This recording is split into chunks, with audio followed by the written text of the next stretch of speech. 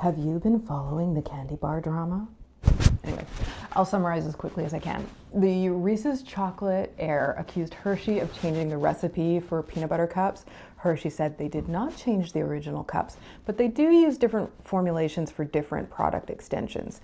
Die-hard customers claim Hershey is lying and that they can taste the difference, and it spawned a big discussion on the e-shittification of products. Okay, so if you want more details just around like the formulation related to this case, or scandal, whatever you want to call it, check out Hydroxide Food Scientist on TikTok and IG. I will tag her. She has a couple of videos about it. I have some thoughts to add to this discussion as a person who studied applied sensory and consumer science. So the thing I find so perplexing about this situation is that so many customers claim they can taste a difference between the old and the new formulation, despite Hershey denying any changes.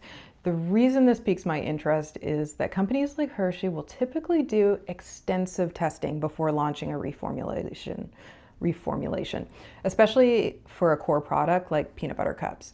I'm not going to get too nerdy, but the process is called similarity testing, and the goal is to verify that the new formula is so close to the original that the vast majority of people will not be able to perceive a difference.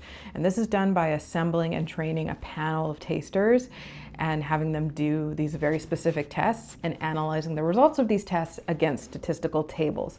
Now, since this is a relatively tried and true scientific method, I have a hard time believing that Hershey would release something that deviates so far from the original formula that the average consumer would notice a difference, especially if they're not eating both formulas side by side.